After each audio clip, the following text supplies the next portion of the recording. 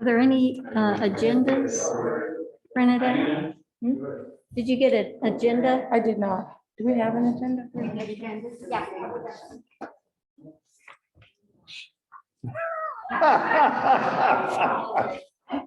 We go back to the floor.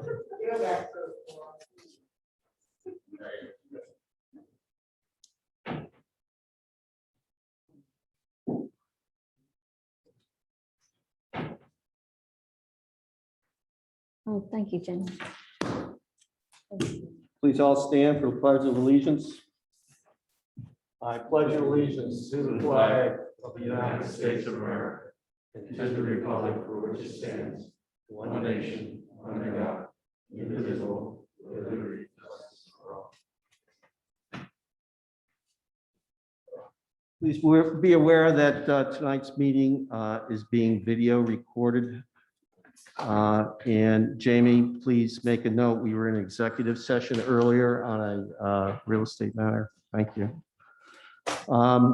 First up is the receipt of the minutes from September the 28th.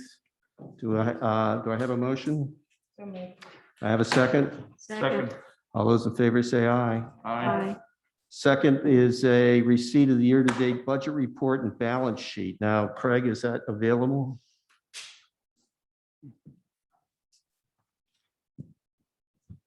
No, that is not available for tonight's meeting. Okay, we're going to table that. Please. And receipt of invoice history, that's going to have to be tabled too, is that correct? No, that's in your packet Okay. in the amount of $745,903.75. And that's for August 2021. So the September one's not ready, is what I understand. Correct. All right. Are there any questions about the receipt of the invoice history from the supervisors? I have a motion. So moved. I have a second. Second. All those in favor say aye. Aye. Thank you. Next up is the Goddard School on Bethlehem Pike. I understand, Kate Harper is here. I am. Who? We've also given a little, couple of pictures to show. Just taking, David Goldstein, our resident, who is the developer. Hi, David. And showing on your screen any minute, it's going to be the beautiful building that we're going to use to, thank you. The beautiful building that we are going to hopefully get to build where the Pike is now. This is a Goddard daycare center. And behind it in what used to be the house and was then converted to an office will be an office. We've submitted revised plans. I think we've complied with just about everything, or said we would comply with just about everything. And I don't know if the board has questions. Would it be more helpful for you to see the whole site plan? Because I think we have that too, don't we, Jamie? And I also have with me Mike Thompson, who operates the Goddard School in Horsham. He's going to operate this one. And I have a traffic engineer and a civil engineer. So I don't know whether the board has any questions, but we are hoping for an approval. Okay. Well, there was some questions concerning PennDOT and the movement of traffic, Right. right? So did you fill us in, or Chad, do Sure. I need you to talk to Let me address that. And then if I get this wrong, somebody can correct me, okay? Bethlehem Pike is a state road. So we had planned to use a two-way driveway on the northern end. That's the end closest to the Springhouse Tavern, as opposed to the southern end on the Amber side. The option would have been to do one way in and one way out. But if we do one way in and one way out, as the planning commission preferred, that would mean that the traffic going to the office in the back would cut through the Goddard School's parking lot. And so David felt that it would be a better arrangement to keep that traffic separate, and therefore we needed one way in, not one way in, one way out. We needed both ways at the northern driveway. So we have all contacted PennDOT, and I believe McMahon also heard from them, but I know David Goldstein heard directly from PennDOT that they have no objection to our having a two-way driveway on the northern end because they don't believe it will have any deleterious impact on Bethlehem Pike, which is a PennDOT road. So, Excuse me, Kate, mhm, a two-way, well, right, a two-way driveway on the Springhouse Tavern side. right, So you, just like our neighbor next door, by the way, so you could come in or go out okay, that way. And if you were going to the little office building in the back, a doctor's office probably, you would just drive straight back. right, And then you could go to the doctor's office. If we change that to one way in, one way out, you would come in at the southern end, drive across the parking lot that serves the daycare center, mhm. make a right-hand turn, and then go back to the office building. Okay, I'm with you. So that's why we prefer to do both ways at the northern entrance to keep the traffic separate from the two uses. How about the southern entrance? The southern entrance would be one way in. Now, when you come out there, can you go out there? No, because it'd be one way in. Only in? I have a traffic engineer here. Okay, well, that's what I wanted to hear, because that was a major concern of mine. Sure, I mean, there's no way you're gonna make a left out of there, correct. and so that sounds good to me. Right, One so- way, in and out, only in, not Only out. in on the southern end, Mhm. okay? And at the northern end, in or out.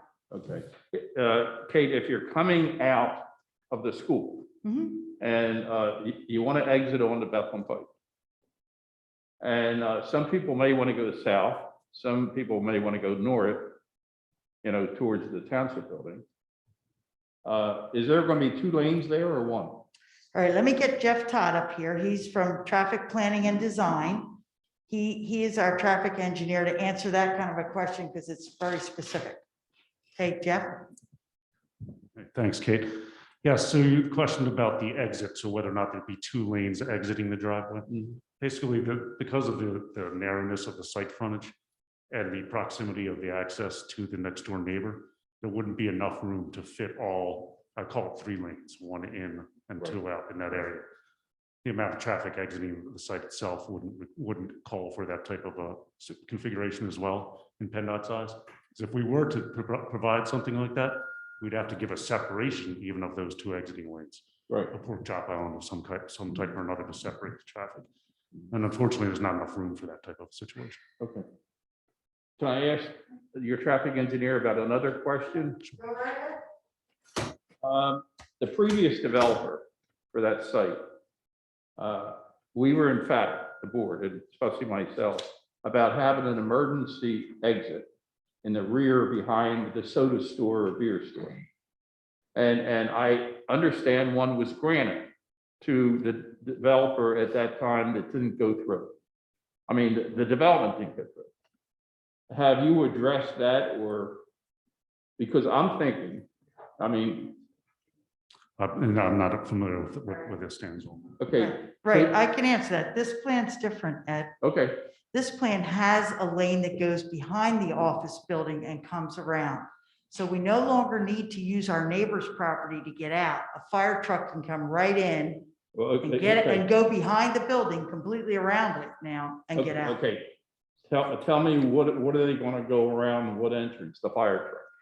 The fire truck can go wherever it wants, I'm told. They can go in a one-way, whatever. Oh, yeah, But we would expect them to come in the northern entrance because it's bigger and wider. I mean, if the fire's in the back. you mean and your go northern, straight back, our northern entrance. but you're not going to be using a neighbor's entrance at all? Correct. We won't need it because this plan has a lane that runs behind the building. All right. So it corrected the issue with the old one. Well, I don't know if it has in my mind. Okay, If I have a grandchild in that school, all right, and there's an emergency, and I, as a grandparent or my children, want to get to that school, you're talking about parents going there because of safety. You're talking police, fire, and ambulance. So you're talking about a lot of people getting to that site. And that's why I was insisting the last time to have an entrance that the fire company, police, and emergency people could come in from behind that beer store from the Rotelli Drive area, which they would know about, because they would know the congestion at Bethlehem Pike entrance or exit, that top, this is just me envisioning this. And I think for the safety of the people in case of emergency, it's better to envision it now rather than have a catastrophe of parents, police, fire, ambulance, all trying to get into that site at that top entrance. Right, well, they could, if we get the two-way driveway, they could come in at either entrance. But Al Conley has reviewed the plans and he's okay with them. He thinks they're fine. Al Conley. Al Conley is your fire marshal? Oh, yeah. Yeah, he's reviewed them. He's fine with them. He's not here, right? No, and I don't know if any of your staff can talk about that, but. I'd like to get something in writing from him on that. All right, David, where don't you come on up? David Goldstein's a developer. Here, when you get up here, you have to use the mic and give your address, would you please? David Goldstein, 1099 Radcliffe Lane, Amber, PA. The previous proposal had the daycare in the back. If there was a fire back there, you couldn't get back there, even if you had your emergency exit. Daycare is now in the front. You have circulation immediately to the back. So, I mean, I would assume, if there was an emergency, and Mike could tell me better, I don't know what his fire drill program is. I would imagine if there was an emergency, the people would be directed to the front, if it was in the back, or in the back, if it was in the front. In addition to which, a fully sprinkled building. So I think it's an entirely different plan. And the idea of having circulation around the building in the back was so that the truck can get all the way back there. All right. that's- I still, Kate would want a letter from Al Conley about I that. believe there is a letter of approval. Craig? Yes, Al- there is. Yeah, there is. All Yeah, right. yeah, he's not. And there's a response from Inland Design from, to Mr. Conley's letter. Okay. All right. Thank you. I do have a question also, follow up on that. So the email that I see from Francis Haney at PennDOT says that they gave a lot of thought and they're willing to accept the proposed access scheme due only to the relatively low volume that appears to exist on the opposite side of Bethlehem Pike. That seems like a very couched response. So is there any mitigation of, what, 10 years from now, somebody wants to put something in on the other side of the street? I think Fran, who's District 6 Administrator for PennDOT, and you have an email that I haven't seen, but I did hear the substance of it. He was evaluating the effect of the driveways on Bethlehem Pike, which is a PennDOT road. Yeah, And he's saying from PennDOT's perspective, it's okay.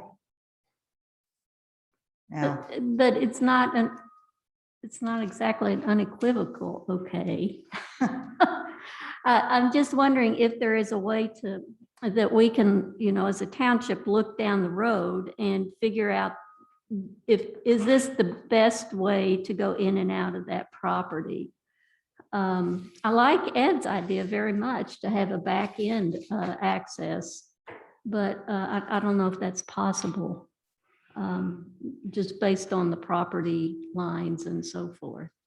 there's a little bit of a grade difference also. Have you ever driven back to the beer distributor? Okay. There's a little bit of a hill between this property and that. There is. So it's not as easy, it's not flat. If it was flat, it would be easier. Uh-huh. And, we get along with our neighbor.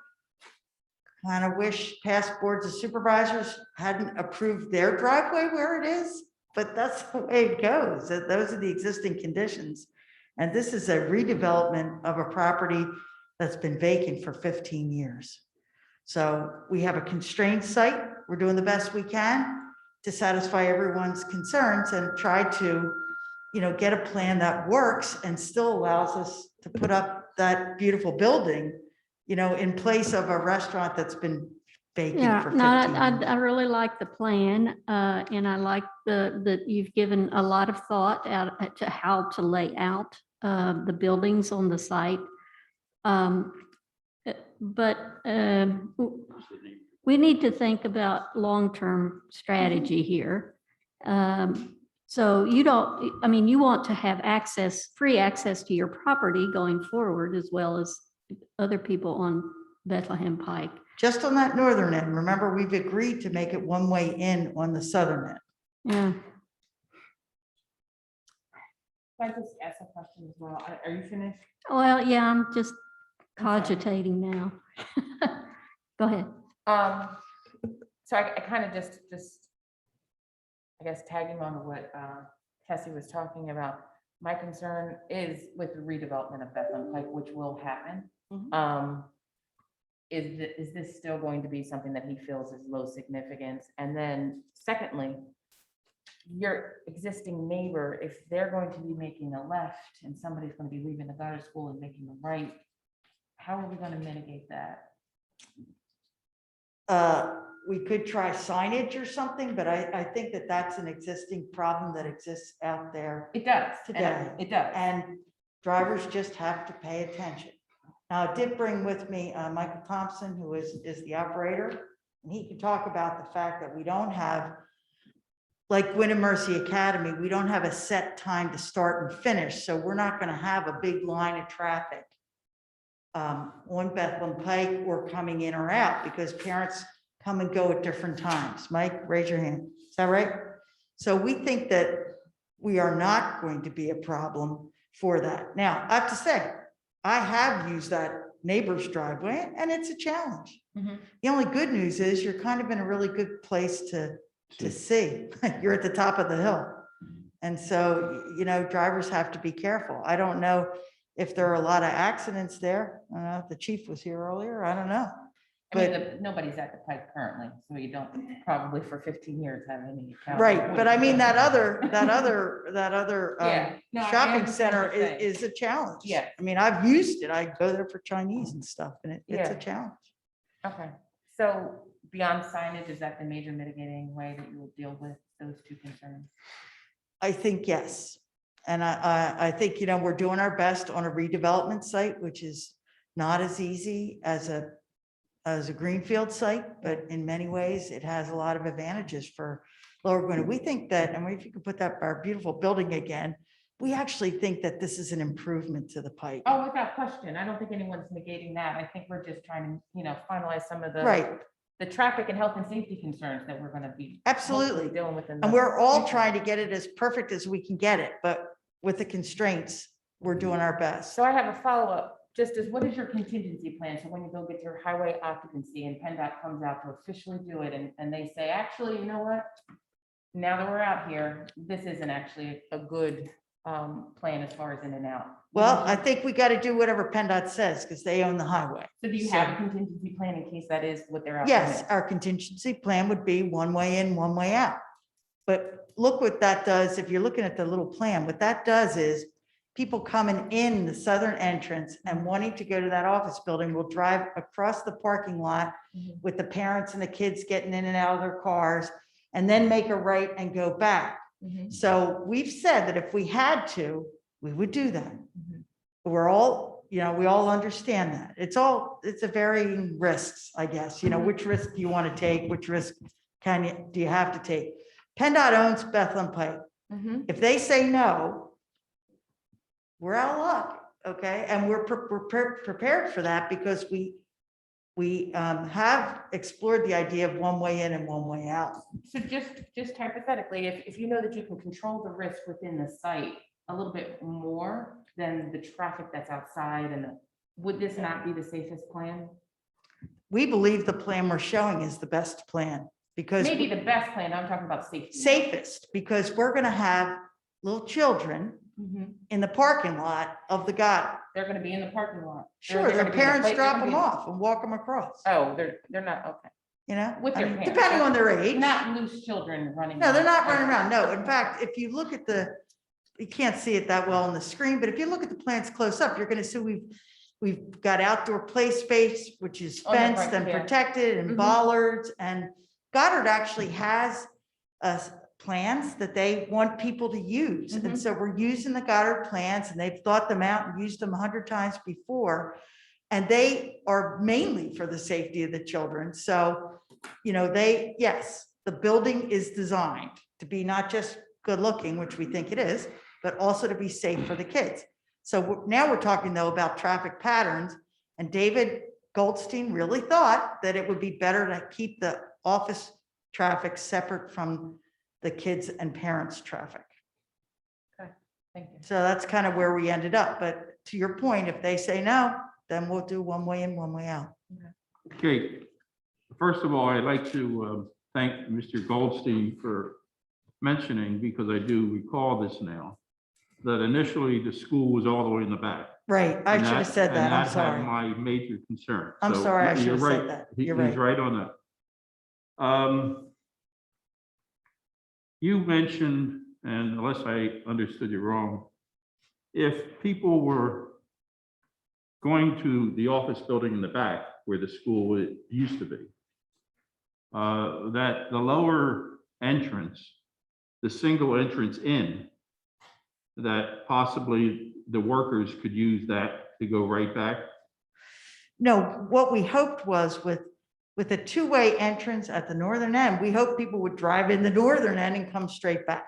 Okay, who would use that southern end then? The southern entrance would be for parents dropping off their kids at daycare. I mean, Okay. technically, anybody could use it, but it would make a lot of sense if you were gonna drop your child off to drive in there, drop your child off, and exit the other way. Okay. I also heard one of the staff members that are here say a staggered start for the school. Could you explain that? Yes, Mike, bring Mike up because he's going to be running it. And Mike, could you explain about the staggered start for the school, Mr. Brown? Yeah, so my name is Mike Thompson. I'm going to be the on-site owner of this site. I'm currently the on-site owner of the Horsham location. Mhm. And different from a lot of school settings, there is no bell that alarms. Okay, so you have to think we are open from 7 a.m. to 6 p.m. Gives a lot of flexibility to a parent. So they can drop their child off. Some of them are sitting in the parking lot at 6:50, but the doors don't open until 7. So from 7 all the way to about 9:30, pandemic has sort of shifted closer to 10 o'clock, the drop off goes. You have our 100-some families that are dropping off sporadically at different times. Okay. And then we have half days. We have part-time people. So they're not there every day of those 100 families. And then we have probably, depending on the demographic of Springhouse location, at Horsham, we have about 5 to 10% of our families are half days, meaning they leave at 1 p.m. So their day is 7 a.m. to 1 p.m. And then You said half day. it's a half day, correct. I'm sorry, I'm from Pittsburgh, so I have a Pittsburghese accent. So that half day ends at 1 p.m. So they pick up anywhere from 12 to 1. Mhm. And then the remaining families pick up anywhere from 3 p.m. all the way till 6 o'clock. Some of us are at 6:05. So it naturally spreads itself out, which we love, which then decreases some of the anxiety of the Gwen and Mercy that there's this big long line behind the bus. Mhm. We don't do buses, we don't do any transportation. And that's what sort of sporadically, naturally alleviates some of those issues. Okay. What is the projected enrollment of that school? So based on state licensing, the size of the building, it would be about 130 to 140 students, Oh, and then about 20 to 25 staff.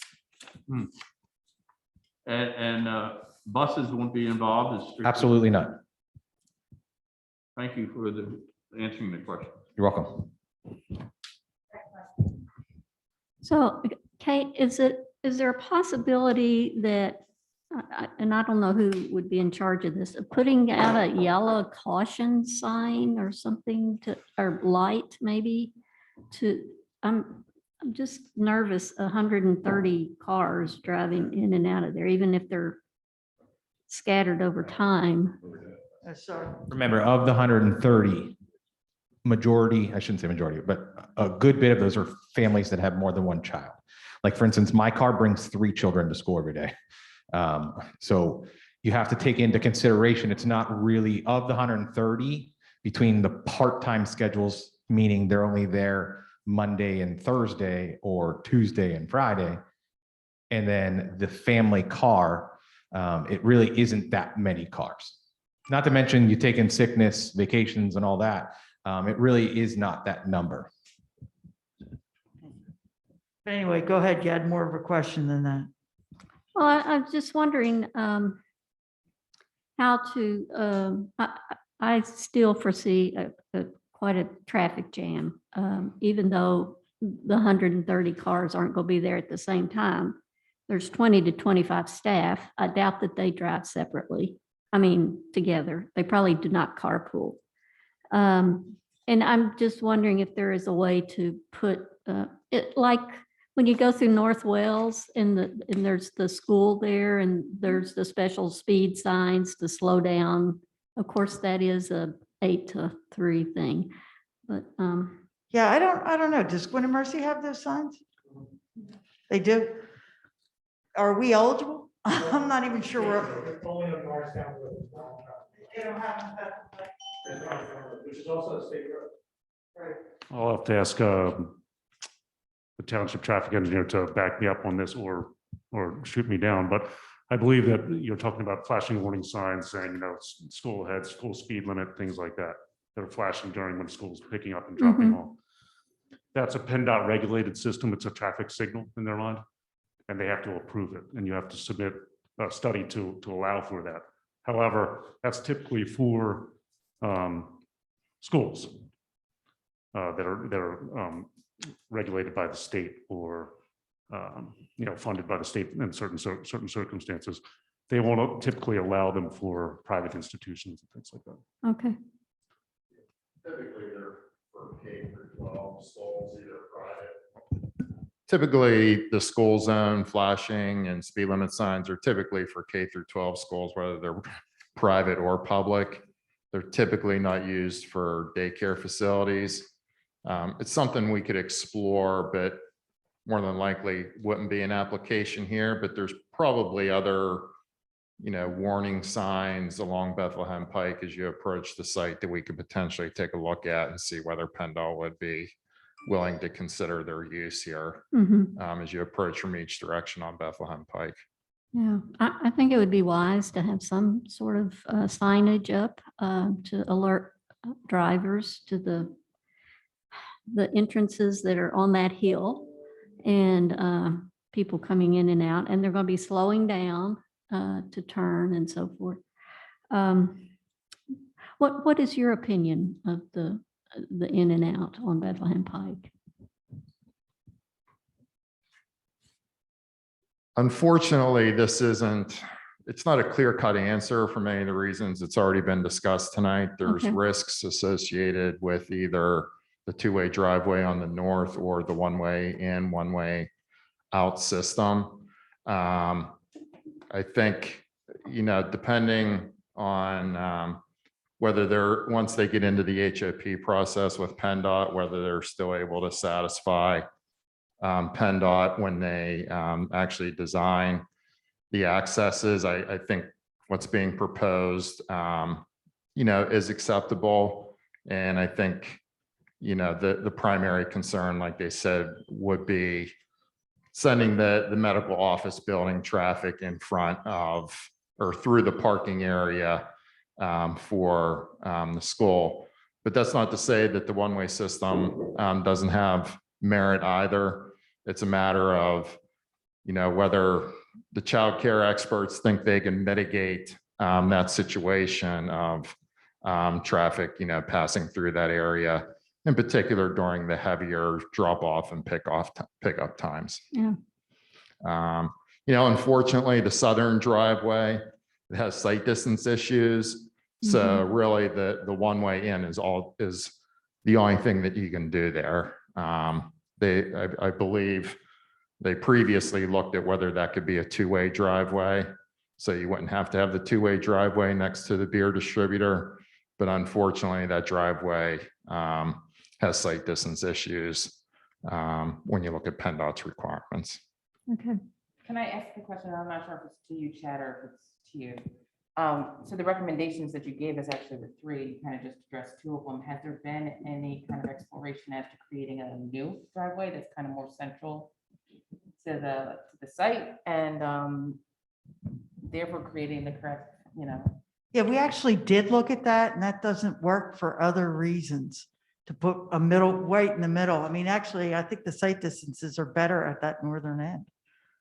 potentially could as far as if you're just talking about coming in and out, but not necessarily if you're talking about your neighbors or potential neighbors across the street. So I get what you're saying, just talking about this site specifically coming in and out. Right. It is probably easier, but then you have to realize that the beer distributor is right next door and we don't know who's going to be across the street. So I was just wondering if that was explored at all. And if We that did was- look at that. It doesn't work from other angles. I think if you think about putting the driveway right in the middle, it runs into the parking spaces and it just doesn't work.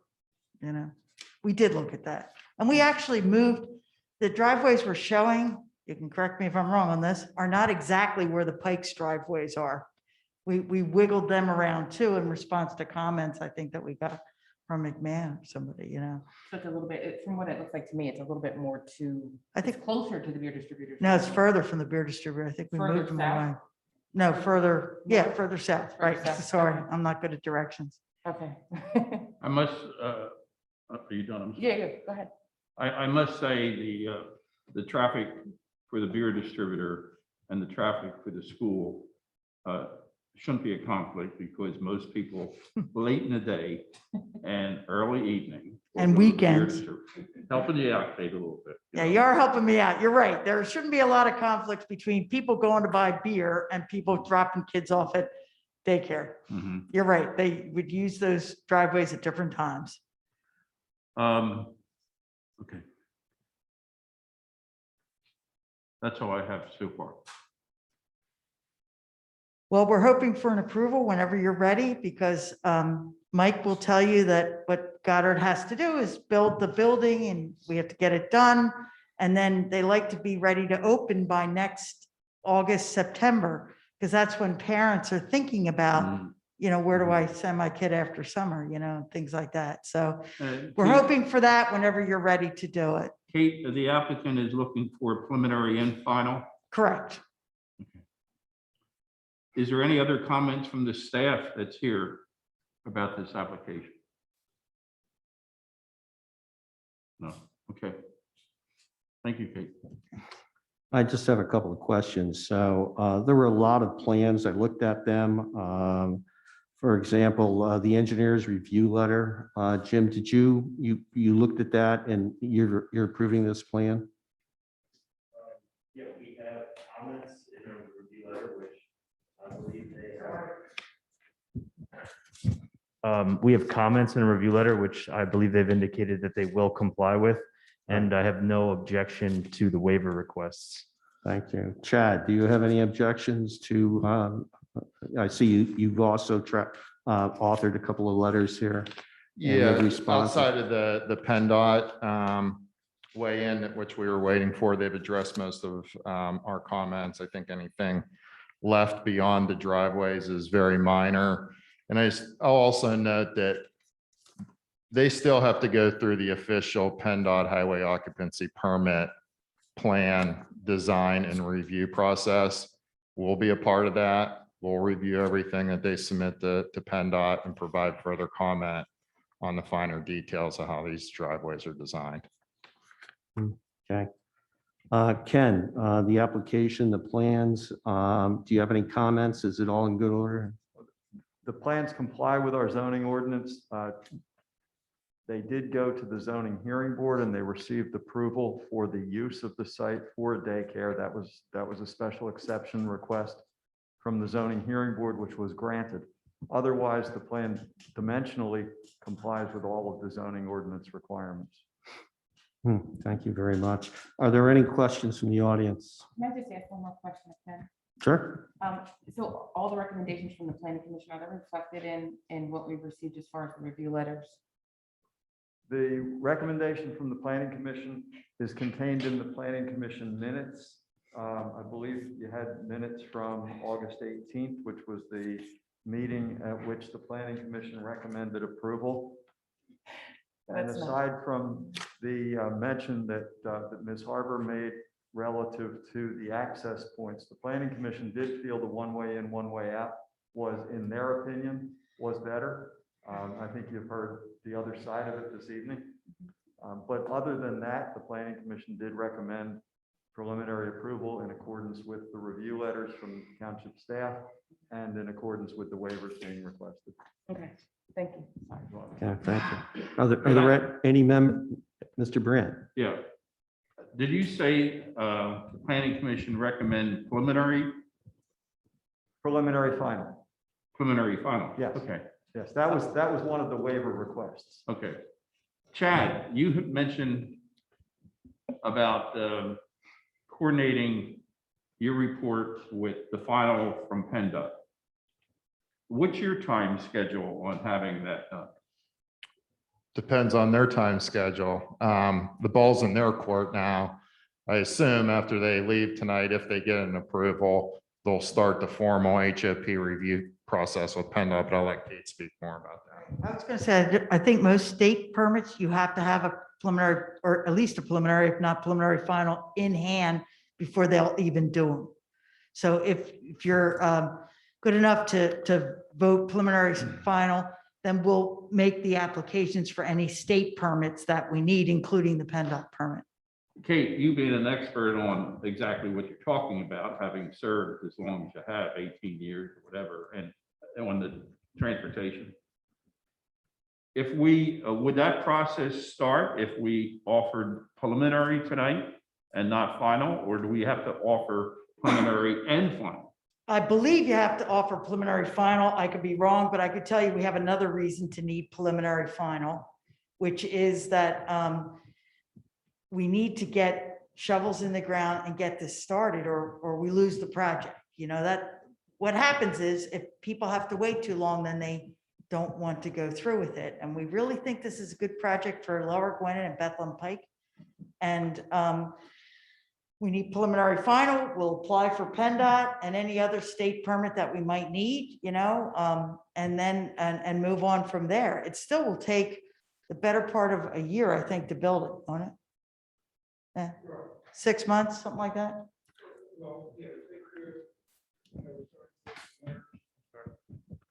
We're starting close to winter otherwise, so it would be approximately 8 more months. Kate, are you talking about, are you asking then that the preliminary and final be passed tonight or in 2 weeks to 26?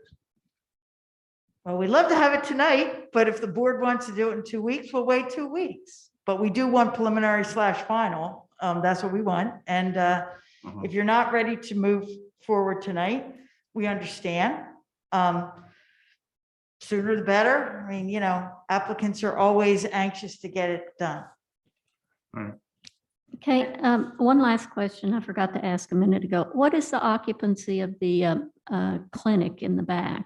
How many people are expected to be there? That's a good question. It's an office building, could be a doctor, I don't know what else. We did, our parking does comply with that. David, you want to answer that? I don't think we're looking for a huge number to add in. If it were a doctor's office, something like that, it'd probably be a practice of 2 doctors. I would guess that we are limited by the parking, the amount of occupancy we can have.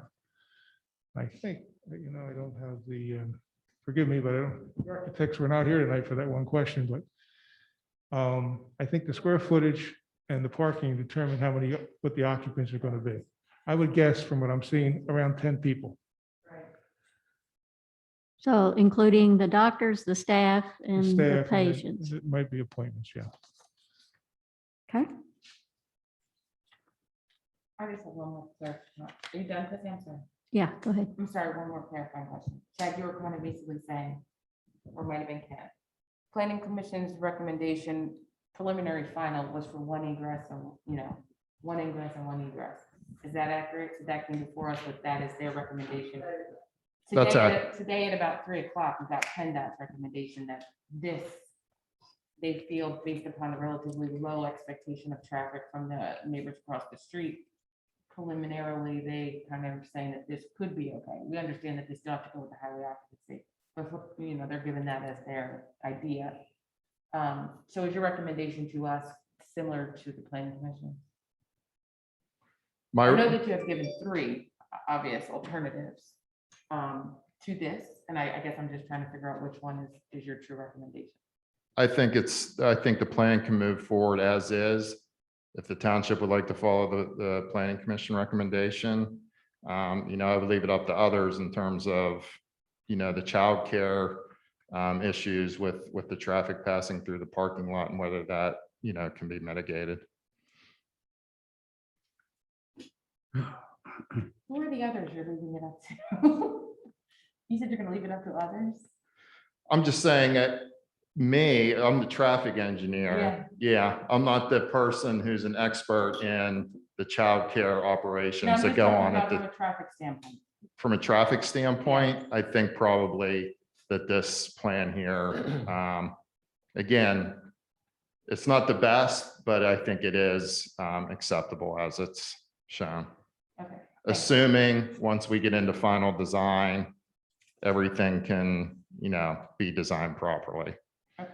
But the basic concept of one way in the south and 2-way at the top, on the surface, looks like it can be achievable. Thank you. Okay, if the supervisors are done, is there any questions from the audience? Please stand and be recognized.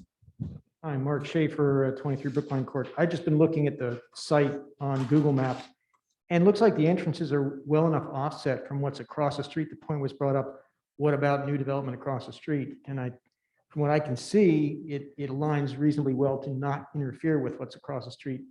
I think if this goes in first, it becomes incumbent upon the people putting things across the street to match what's here. So I think that should be all right. And then as a Florida Gwinnett citizen, I'm really looking forward to this happening and the Pike Diner being replaced. And I think the other question is, if you don't want to go preliminary final, what other information would you need to switch from preliminary to final? And if there is something that it's incumbent upon you supervisors to tell the applicants, well, here's what you need to get the final. And if there isn't anything definitive, you should just go with preliminary and then final, in my opinion. Thank you, Mr. Schaefer. Is there any more comments from the audience? Okay. We do have a Zoom hand raised. Hi, this is Deborah Schaefer, 823 Penland Pike. Just for information, because I can't really tell from the drawing, how many parking spaces do you have for staff? And are those parking spaces separate from where parents will park to drop off their children? Okay, I'm going to let my civil engineer answer that question. Thank you. Good evening, Joel Commanda from Inland Design. There are parking spaces designated. Essentially, the Goddard School expects to use the spaces that are located in front of the building along Bethlehem Pike for parent drop-off and students. There are also another, roughly 20 spaces in the rear of the building, which will be used for staff parking and, if necessary, for overflow for parents dropping students off. But based on the Goddard School's projections, the spaces in front of the building would be sufficient for the parent drop-off, leaving plenty of extra spaces in the rear. Thank you. Jamie, is there any more hands up on the Zoom call? No. No? Okay. I'd like a motion to approve preliminary and final land development. So moved. I have a second. Second. All those, Can I ask if, Oh. Kate, have you and your client reviewed the resolution?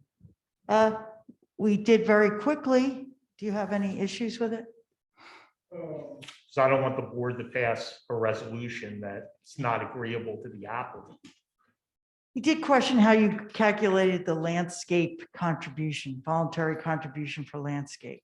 Math is not my thing, so I have to defer. Yeah, I always say if I could have done math, I wouldn't have gone to law school. Can Gilmore answer that? We take the total number of caliper inches that your plan is deficient, divide by a 3-inch tree, which is generally what's planted as a replacement, and then multiply that by $300 per tree, which is an number that the township has used in the past.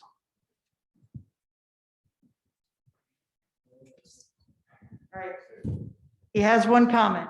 Okay, we understand the calculation on the transportation impact fee, and that was in the review letters, and we understand the calculation of, there was another fee. What? Stormwater. And there's a recreation fee. as well. Right, and the recreation fee was a surprise, but okay, because it's in the ordinance. This one was a surprise, and we didn't know how you got there. Exactly. Anyway, I was looking at it briefly just before the meeting began. I was only going to ask, hoping that the tree replacement could be in around the 50,000 range. That's about my only objection.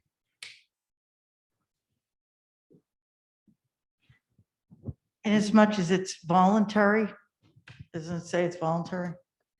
Yes, He'd be more willing and voluntary at 50,000 than 67,000. I'm sure you would. Just saying. That kind of math I can do.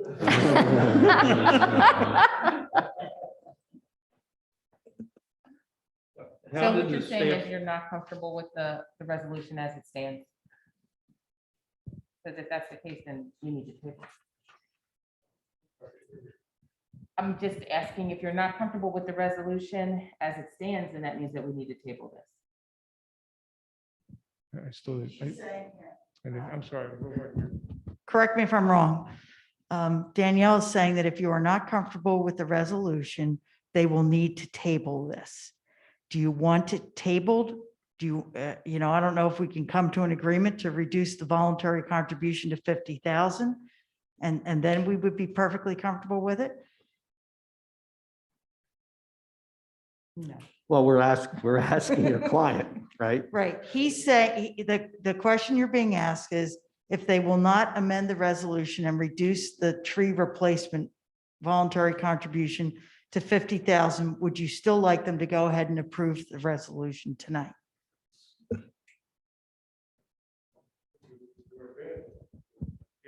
Yes. The answer is yes. Yes to which? Yes, please approve the resolution tonight. As it stands. As it stands. If you are unwilling to amend it to reduce it to the $50,000, which you would be voluntarily do. Okay.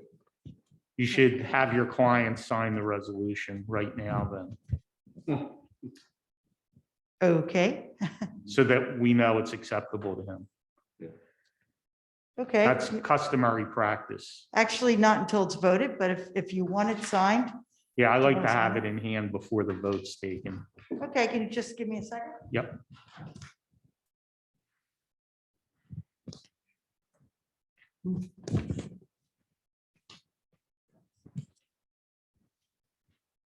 Okay, we'll do that. Let's see if we can lean on my lower Quidditch zoning ordinance. Here you go. Got a pen? Great, thank you. We'll do that.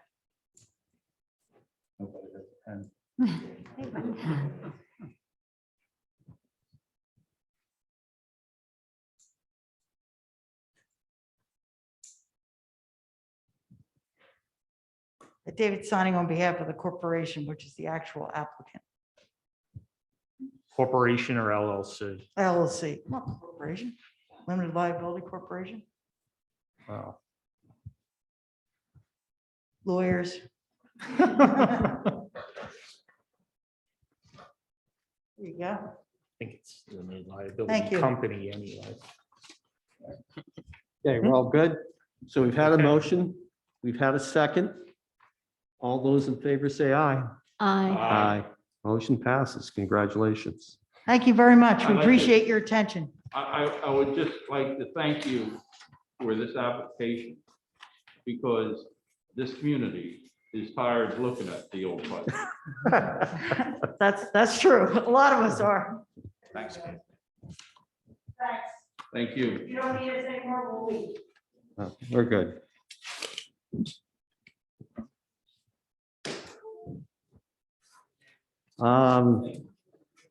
Thank you. Next up is the appointment of Jamie Warman as the Township Right to Know Officer. Craig, could you tell us why we have to do this?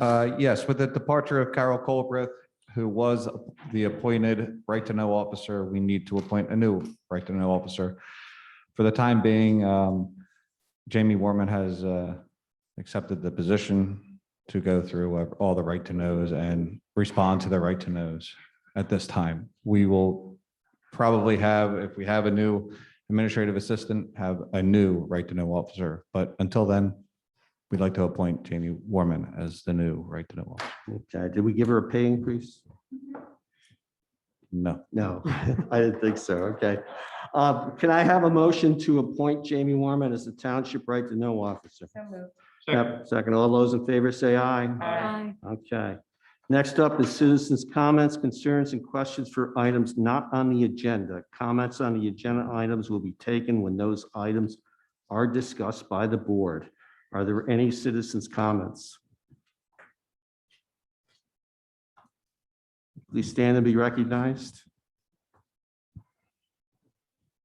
I'm Mark Schaefer, 23 Brookline Court. And I was, we have an election coming up, and I was doing the election 411 and just checking all the candidates. And apparently there was some issue with some advertising or something, and there was some question about whether Lower Gwinnett paid for or approved an ad. And I was late to the party on that one. I just wonder if there's any comments about that, because I was a little taken aback by what I saw. So I just had is there some comment, or it just seemed a little out of the ordinary to have had that issue come up?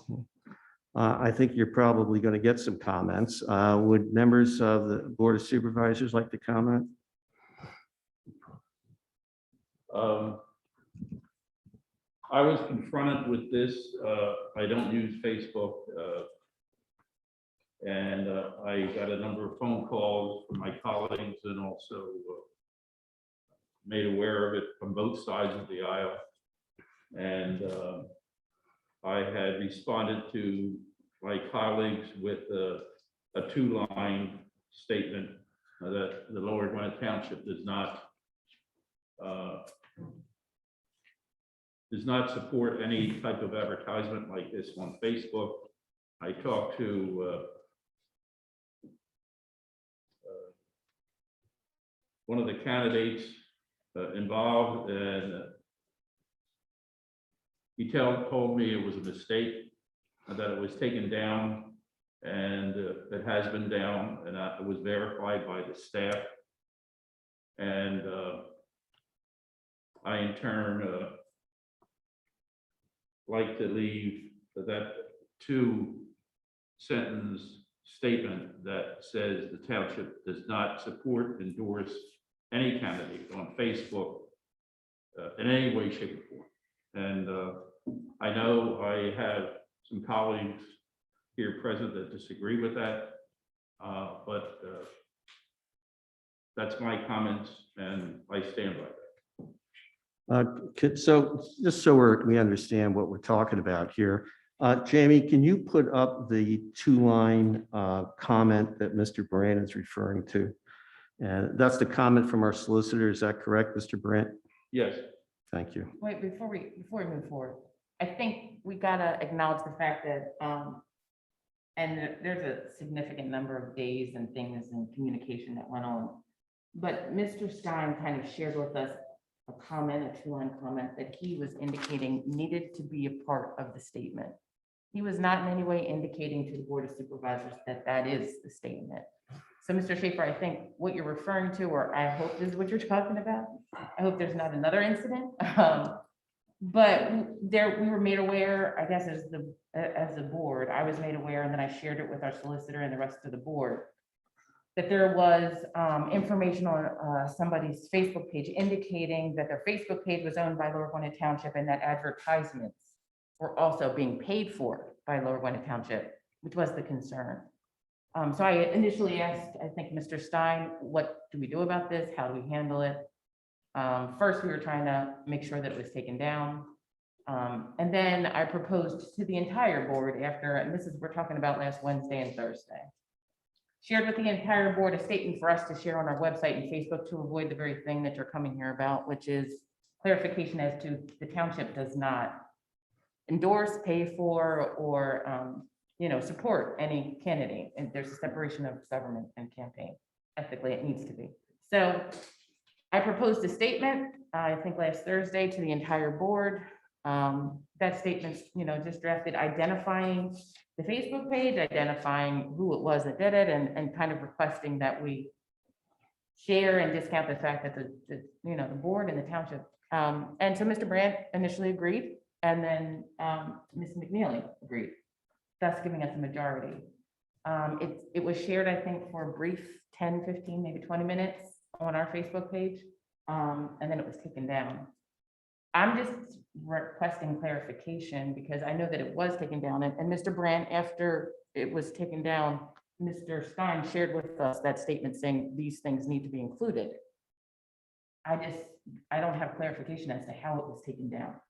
Because if we had a majority of the board sharing it and it was in fact put up, how could it be taken down? Well, let me say further. Well, could you just bring up the statement, Jamie? So we're all clear on what the statement is that Mr. Stein, our solicitor. Wait a provided. minute. I think that I'd like to say something before you bring this up and prejudice the audience. So let me just mention that this situation was brought to my attention last Friday, that a Facebook page for Mark Gray and Clint Eiler's political campaign included the statement, "Lower Gwinnett Township is responsible for this page," and I quote, "Additionally, an advertisement generated and widely circulated included in the heading the statement, quote, sponsored and paid for by Lower Gwinnett Township." These items were apparently in circulation for several weeks before being brought to the attention of myself and maybe other members of the board. So these statements are very misleading, and I would like to take this opportunity to affirm that the Board of Supervisors in no way voted to fund, support, endorse, or otherwise use taxpayer monies for the Gray Eilers campaign. To further clarify our acknowledgement of the misinformation in these campaign materials, Supervisor Danielle, as she just mentioned, prepared a statement to post on the Lower Gwinnett Township website.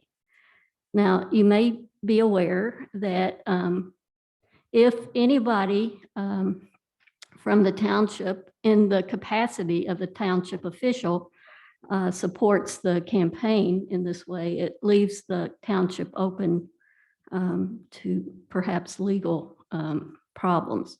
So I'd just like to read the statement that Danielle prepared, which Mr. Brandt and myself had agreed to put on the webpage. Lower Gwinnett Township recently learned that a Facebook page for Mark Gray and Clint Eiler's campaign for Lower Gwinnett Supervisor contained misinformation and misstatements about the township sponsoring or supporting them. Those statements are completely false and were made but without any authority by the Lower Gwinnett Township. Lower Gwinnett Township does not support nor pay for any campaign material for any candidate for any public office. Any representations to the contrary are inaccurate and untrue. We understand that the reference to Lower Gwinnett Township by Mr. Gray and Mr. Eilers was inadvertent. We're not accusing them personally of ill will. and that they have taken steps to remove any reference to Lower Gwinnett Township sponsoring, supporting, or contributing to their campaign in any way. And we apologize to our constituents for any confusion this may have caused.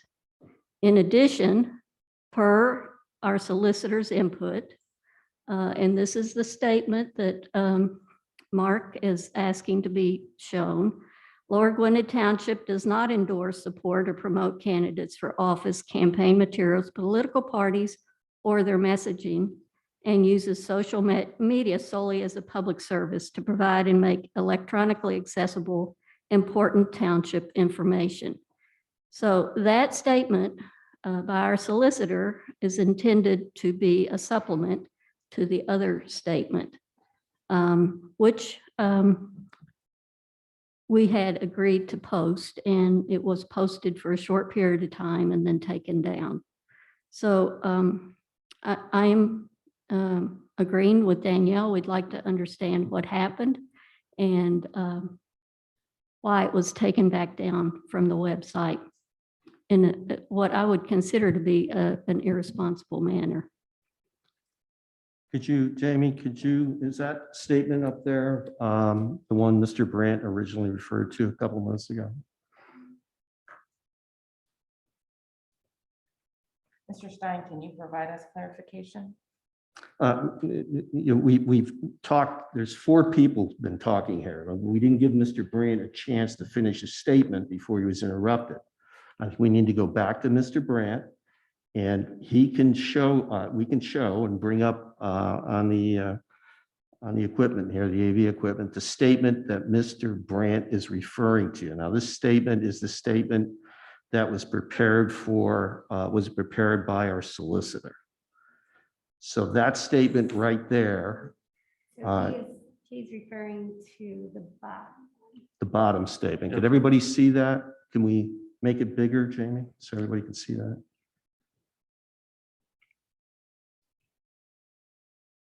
Okay, so is that the statement you're referring to, Mr. Brandt?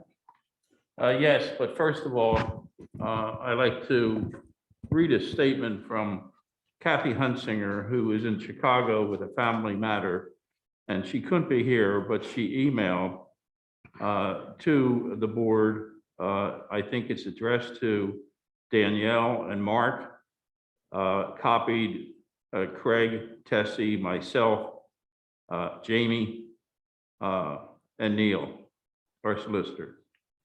Dear all, oh my goodness, after shifting through these threats, it is apparent that the wrangling over this issue is way out of proportion to the event of offensive and an act. It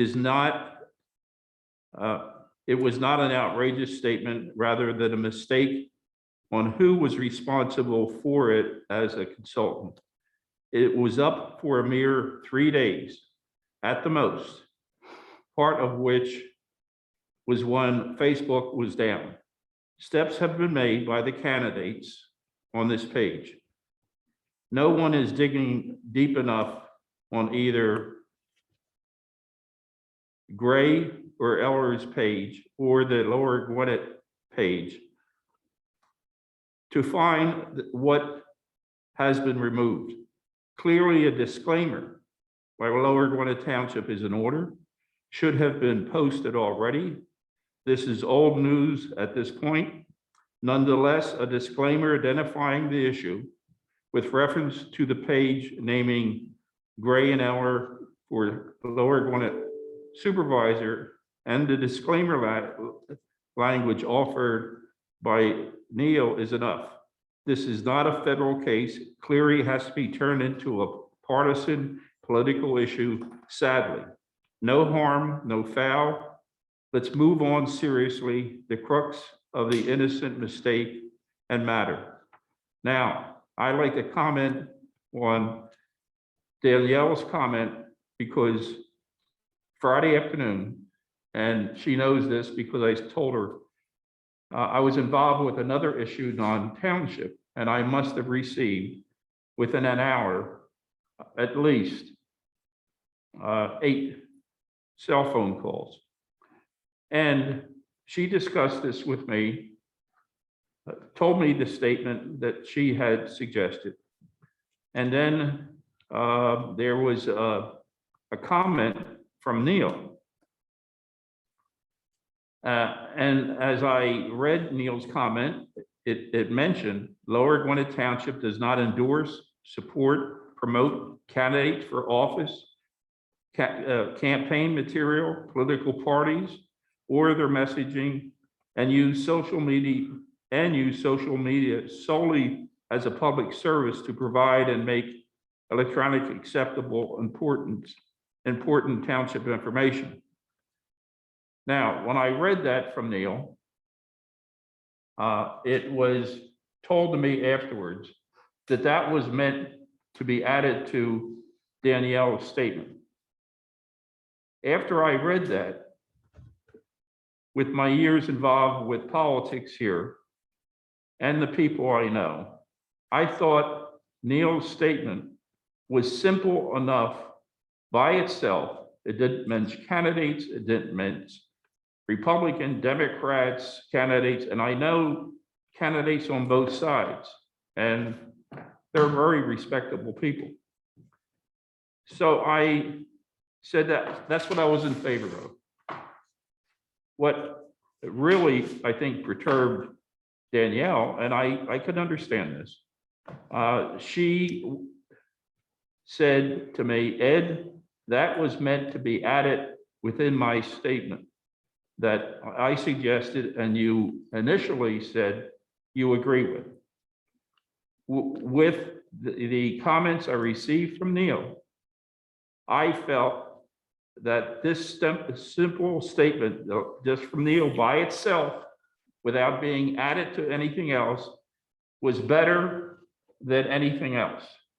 So upon telling Danielle that, of course, she was very unhappy and a little perturbed, I'm sure. And so in turn, I'm sticking with, I gave it a lot of thought over and over. I'm still sticking with my initial comment that after what I read from Neil, that alone by itself, I also talked to Mr. Gray and I said, I want to know when you notified Facebook, which I don't use, know nothing about, when to take off whatever was on there. And he said, Ed, within 24 or 36 hours or something like that. So I took his word on it. I take my word, I listened to all the supervisors, past, present, and from an honest standpoint, I think he was sincere with his answer. I like what Neil said. It drops names, it drops innuendos, accusing people and so forth. So I still stand by that. And I know Danielle is going to be very unhappy with me changing, but that's where I'm at. Mr. Brandt, can I please respond? Sure. Oh, yeah. I am not in any way perturbed. We were talking about lunch, Mr. Brandt. Oh, no, you did say there's another thing that we have to get together, yes. other We than were this talking about- campaign. Yes, we're talking Yeah. about, I'm not talking about, so I think my perspective, and I thought that I made this clear with you, but if I did not, I'm going to share it again. This is about governance. This has nothing to do with the campaign. If it happened to me, I would be embarrassed. I would want to come forth and I would want to clear it up immediately. I would want to say my name and I would want to say, hey, I made a mistake, or somebody on my behalf made a mistake. But we're in a position, all of us are in a position that we're representing the township. I know So that. this is governance. This has nothing to do with the campaign. I would not want us to give the impression to the citizens that we potentially used any taxpayer dollars for anything that we could not use it for. Mhm. And I would want to be transparent. I would hope that we would be held accountable for that. So my statement was to clear up any confusion, and which is why I did not want to be vague, which I felt we needed to be direct. Mr. Gray presented his own statement. And I think Neil gave his response after mine and Mr. Gray. And to be quite honest, I didn't have that much of an issue with Mr. Gray's statement. It still identified the campaign, it still identified all the things that happened. And you know, there are some minor tweaks, but it wasn't a big deal. I felt that at that point, we needed to make a statement and we needed to do it correctly. Now, just to kind of speak on what you read from Kathleen, Facebook was down October 4th. This ad, which is the primary concern because it said paid for by Lower Gwinnett Township, ran from October 5th to October 6th to the 7th to the 8th, and it stopped on the 9th. So even though the ad was deactivated, Facebook does not stop the advertisement immediately just because you deactivate it. I know you don't use Facebook, that's why I'm explaining it. There was multiple ads, so it wasn't like the ad ran once and maybe a couple hundred people saw it. No, there was 4 running at one time between the 5th and the 6th, and there was 2 running through the October 8th. Again, I have no issue with the ad, except for the paid for. You know what I'm saying? That's completely within the realms of what's supposed to happen. As a governing body representing the citizens of Lower Gwinnett Township, we are charged with ensuring that we're operating with fidelity. So when we took our oath, we said that. I feel like I would want to explain to everyone, hey, no, we didn't pay for this. And that's all that I was trying to clarify.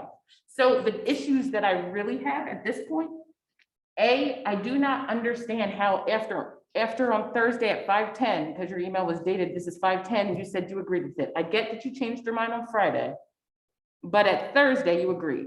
I agreed and Tessie agreed Friday morning. And then the ad went up.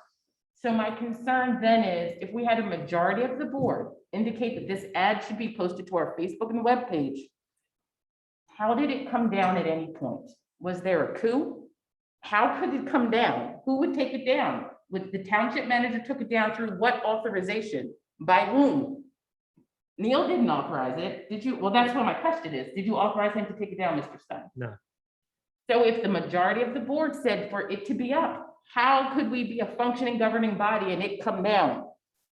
Well, let me ask you this. No, that's the question. I'm going to answer your question. Oh, okay. You asked. You said you were going to ask me something. That's what No, you said who took it down. I don't know how to put them up or take them down. I know you don't. So don't, I'm not asking you. Is it Jamie and Craig have access to the Facebook and website? So I'm asking, how did it come down? Yes, Tessie's response was on Friday morning. Mr. Brandt called me on Friday and said that he did not mean to approve the statement that was put there, and he wanted Neil's statement. And This was after it was posted, this is before. because I saw it posted. So you posted it after Mr. Brandt said he didn't want it posted? We'll say we posted it, yes, after that. I don't think, okay, so that timeline is the timeline that you're going with? Yep. Because when it was posted and taken down, the first person I called was Mr. Brandt. And I said, hey, Mr. Brandt, what's going on? And he was saying he just got his lunch, just got in, and he hadn't talked to anyone. Isn't that what you said? Yeah. So he's told me he hadn't talked to anyone at that point, and that's when I saw it come down. So my question, I didn't call you, or I just called Mr. Brandt. I said, Mr. Brandt, what's going on? What happened? Did you change your mind? I said, did you change your mind? He said he hadn't looked at it yet, I looked at Neil's thing and then sent an email. but that was, to him. that was after. Well, you know the timeline better than I'm just telling you, So I guess my question still is, how did it come down? Because I know for a fact Wasn't that. me. We removed it. Mr. Gray came in the office. It said he would talk to Mr. Brandt, and it was not what he intended for. We called Neil Stein, and Neil said, we have to get a clarification. We pulled the statement down, and I sent an email back to the whole board asking what you want the staff to do here.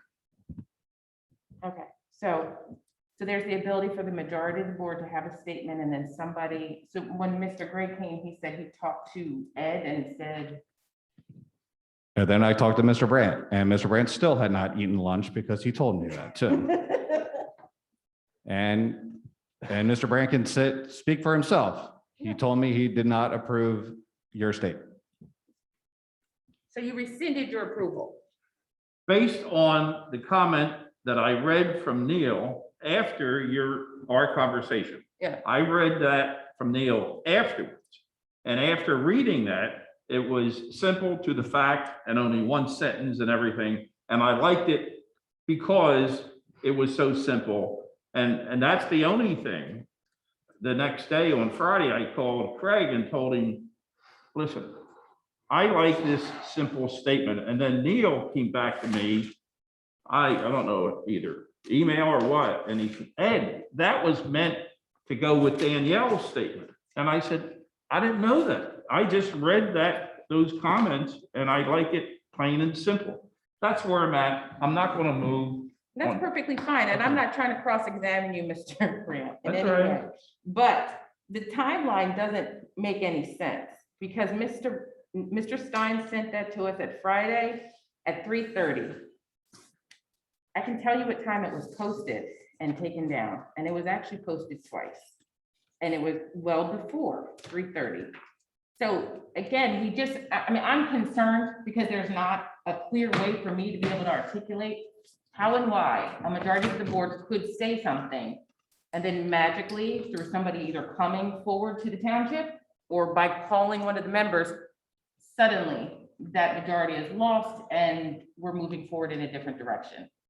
You can rescind your vote, quite honestly, but it was an emergent situation that we were trying to deal with. We were trying to be forthright. We were being very clear that we wanted to be transparent with the community. I don't understand how a majority of the board could be I ignored. like to add something else. Mhm, During our conversation mhm.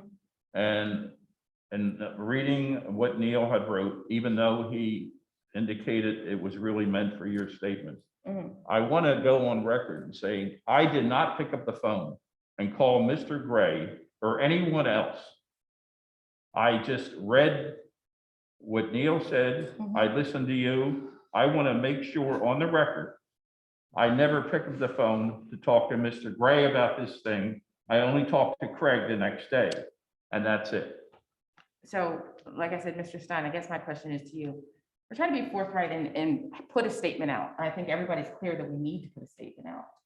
How one statement got approved and got taken down is unclear to me. It's kind of concerning to me. I think it should be concerning to everyone how that transpired.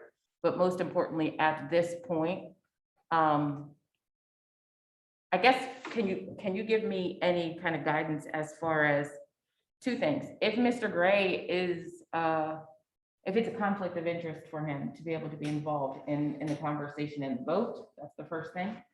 The second thing would be for us to move forward with the statement. And I don't know if you can answer this for me. How did the first statement get removed? I can't answer your second question because I was not really involved in that process. Like Ed, I wouldn't know how to put something up or take it down. As far as a conflict of interest is concerned, I pulled the public officials ethics law, and it talks about pecuniary or financial benefit. It doesn't address a situation like this. I tried to pull some advisory opinions from the State Ethics Commission, but really the only way to find out definitively if there's a conflict of interest is to submit a request for an advisory opinion from the Ethics Commission. Okay. Okay. So we don't necessarily have a motion before us, but I mean. Yeah, I'd like to make a motion. Everybody's had an opportunity to talk but me. So I just want to go back to Ms. Duckett's statement here. Could you bring that up? Scroll all the way down. This first one. The one that starts with Lower Gwinnett Township recently learned. Yeah, That's it. Well, it's the one Tessie read. All right, so it's in a different font. So, yeah, I guess that is the same one. So do you agree, Ms. Duckett, that's your statement that you wanted posted? Yes. Yes, and Tessie, do you agree that's the statement that you saw and you agreed to? Yes, it looks like it. Yes, and is this the statement you gave to Mr. Brandt, looking for his approval? It's the statement that I emailed to the entire board, Jamie, Craig. So it's the same statement, Mr. that's right. Stein, yeah. I don't have it memorized. That's okay, I just want to make sure of the providence. This is your statement. Yeah. All right, I want to scroll down, and now I can't say which line it's on now, where it starts with, "We understand that the reference to Lower Gwinnett Township." Could you highlight that? Yeah. It's the fifth line up. Off to the right-hand side, count of 5. Yeah. There you go. All right, right there. So I'll read this. We understand that the reference to Lower Gwinnett Township by Mr. Gray. I never said that. I never wrote that. You've attributed it to me. I didn't edit it. I didn't agree to it. I didn't cause somebody else to write it. That statement was put up there by the Republican committee, not Mark Gray. I never saw this before it went out, and I am absolutely not the author of that. So your reference to Lower Gwinnett Township by Mr. Gray is false. Do you want to add in their Facebook page from Mr. Gray and Mr. Eric? I never wrote, said, edited, create, caused to create, or approved any of that language at all. You didn't approve them to use your. I didn't create any of this language that you posted here on this document, which you agreed are your words. I don't understand what you're saying. Your statement says, we understand that the reference to Lower Gwinnett Township by Mr. Gray. I never made a statement. We're talking about the reference in the advertisement. I never made that statement either. You never- I'm telling you, I never wrote, saw, created, or edited this. In your document here, the one you wanted posted on the Lower Gwinnett Township website Yeah, said I did. That is false. no, that's not what that's saying. We understand that The the word reference to we- Lower Gwinnett Township by Mr. Gray. Mr. Gray, the word "we" is talking about the board or the people on the board, the supervisors that voted to approve. If nobody voted to approve and it was merely just me affirming this statement, I would have to change it to I, but it wouldn't get posted because I don't have. a majority. You're saying you're attributing this statement to me. No. It says by Mr. Gray and Mr. Ellers. I'm telling you, I didn't make it. I don't And in know. addition to that, when you go up to the top, you say this contained misinformation and misstatements. That's inflammatory. Would you agree that I came up with alternate language in another document? Yes, I did that. Yeah, and did you approve that language or in any way agree that that language was suitable for posting? I said that I did not want to be vague around the second portion, and that's when Neil Well, said any statement needs to include this language. All Mr. Gray. I'm saying is you created this document and it's false. And I will not agree to post a false document, nor will I agree to have the township post a false document. It's a false statement. Okay, Mr. Gray. I think So we're when moving you, it. I'm not done talking. You've had the floor. Go ahead. You then gave this document for Mr. Brandt to approve. And both you and Tessie did this. Then that was your third person. You've made that really clear. How did 3 people approve this on the board? Right? Well, now you're trying to convince Mr. Brandt to agree to post a false document. Now you're worried about how can we have 3 people agree? Well, are you saying it's okay to post information that's not true? Because it's not true. So now the 2 of you have conspired to tell Mr. Brandt that he needs to agree with your version of the truth, and that you now have 3 people to agree. I want to read you from the election code. Any person shall conspire with others in any manner to prevent a free and fair primary or election shall be guilty of a felony. You then use the document to get Mr. Brandt's approval. Then you argued that it's 3 people saying it should go up.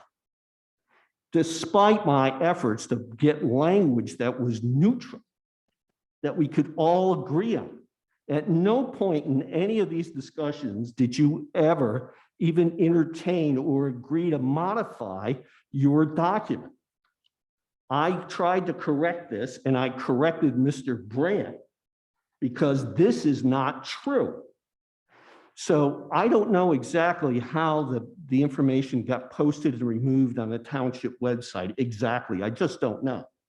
But I can tell you that the information you tried to post was false. Absolutely false. And you and Tessie are now in this meeting and on this forum saying you don't know how, you're saying multiple things. First off, you're saying I shouldn't be able to vote on this. That's what I just heard, and you just heard the solicitor comment on that. So what you're saying is that any information posted by anybody on any social website or any of the blogosphere invalidates your ability to vote on an issue, something that you did not say. That's outrageous. And I tried to correct this from the day you put this out on October the 7th. I was not able to do that. And that's where it came. That's how we came to the point we are now. As for your dates, I went back to the webmaster, the vendor of the vendor who created the document. I said, could you give me some dates because I don't understand. And then he talked about this ad library. Well, I didn't know about the ad library in Facebook. No idea what it was, never heard it. When I took a look, the ad library is a repository, an archive of advertisements in data that are put on its website, and it's got a reporting tool with it so you can find it. So once it goes there, it cannot be deleted from the history in the provenance that it was created with. So people can't say they never said that, because it captures it all. And the emails I was getting were from, guess where? The ad library. And when I asked you in an email, can you provide me with the web address, the URL of where this information is, you referenced the ad library again. So here's what the consultant says. The total amount of hours that this information was up totaled 70 hours.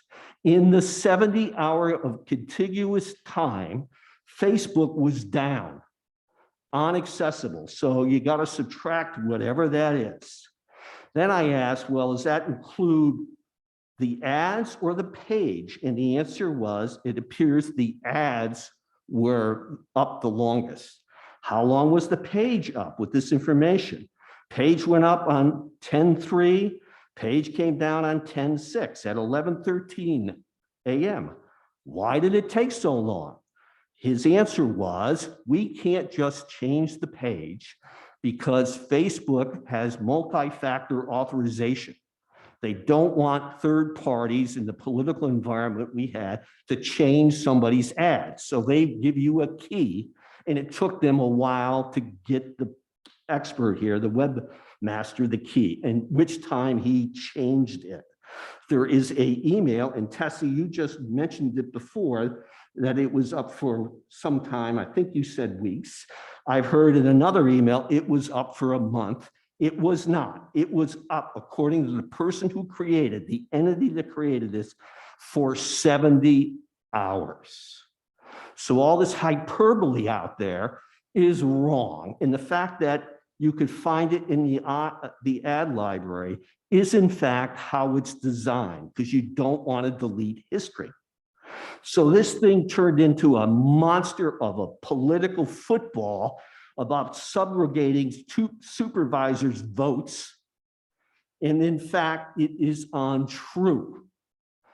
It is in fact true that the Lower Gwinnett Republican Party put some information up there that apparently, and I'm still not clear on this, looks like it got truncated.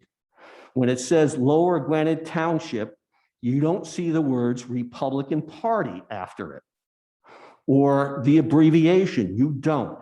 How did that happen?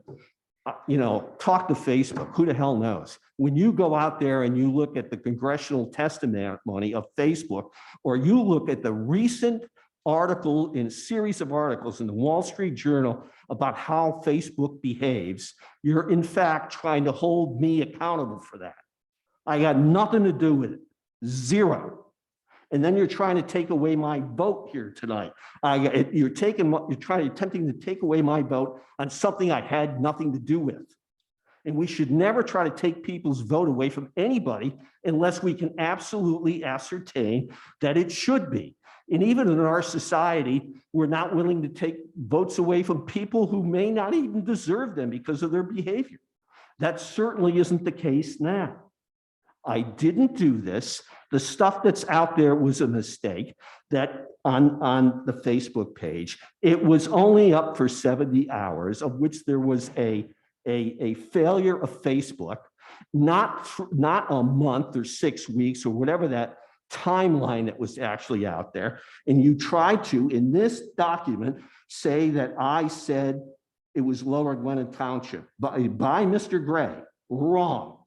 And also the words misinformation is misstatements is inflammatory, absolutely inflammatory. And you didn't take any of my information. Now, let me just talk to you about what I mean for inflammatory just for a minute here.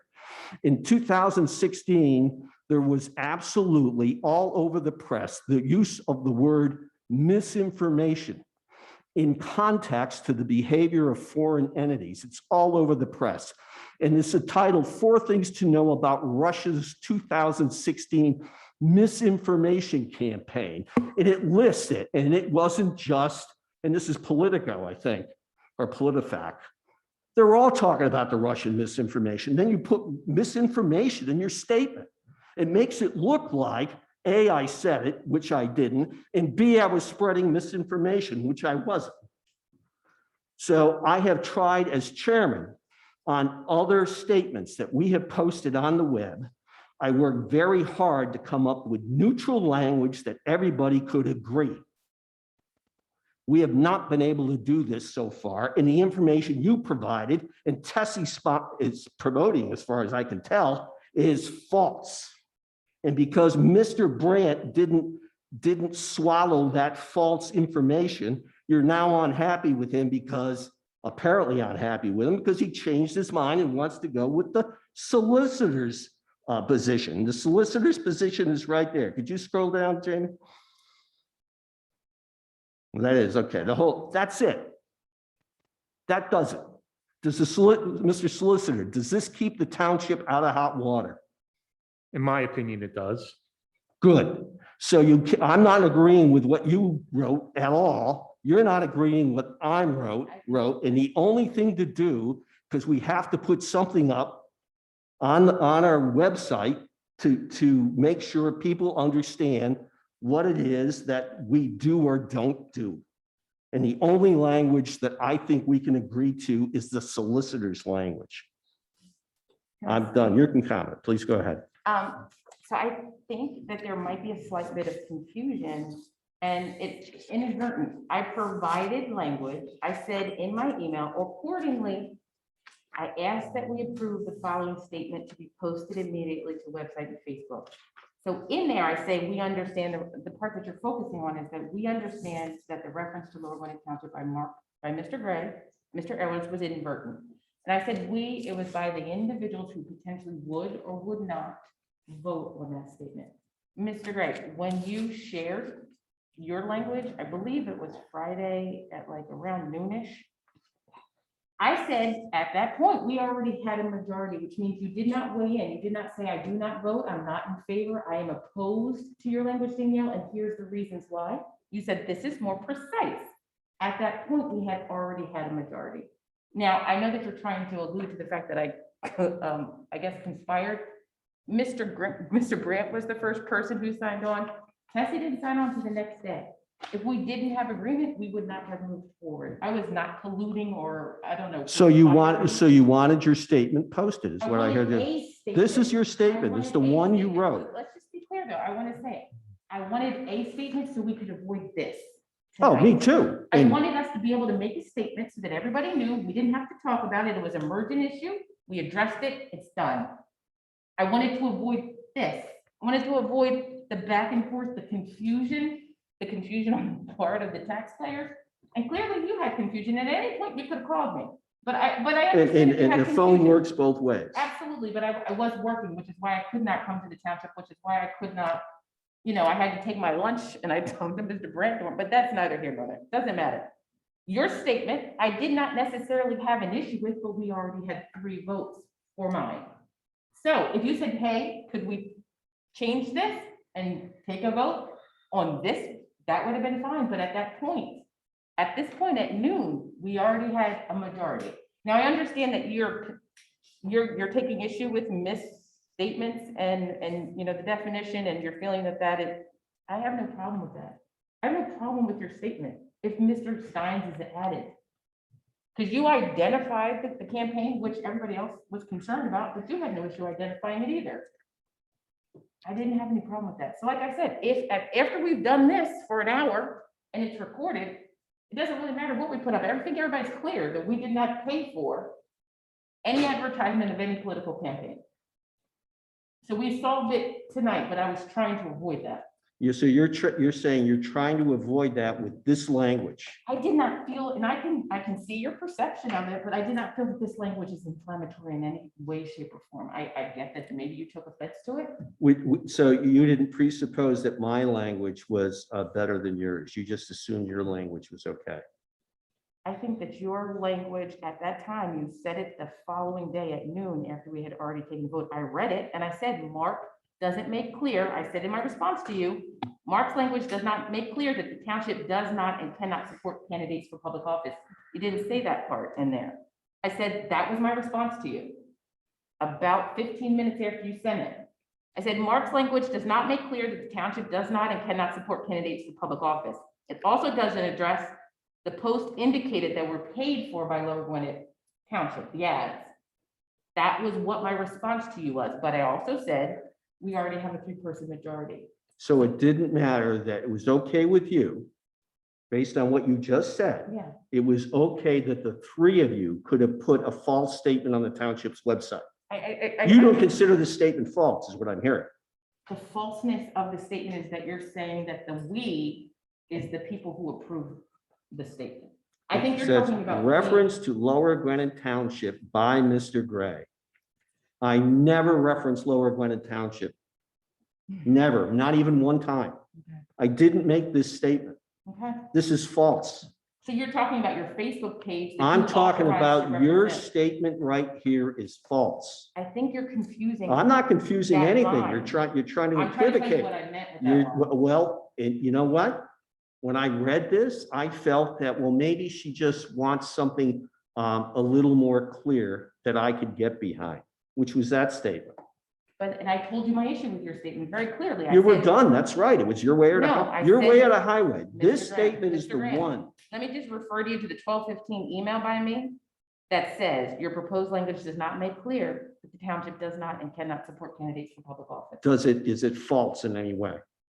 Was what false? Is my statement false in any way? I don't believe that there's anything false, but I thought that there was pieces of it that we needed to make clear. Well, to the yours residents. is false. And when I added our solicitor's language to the end of my language, which I also did, Mhm. right? Because we haven't posted anything that I've known about.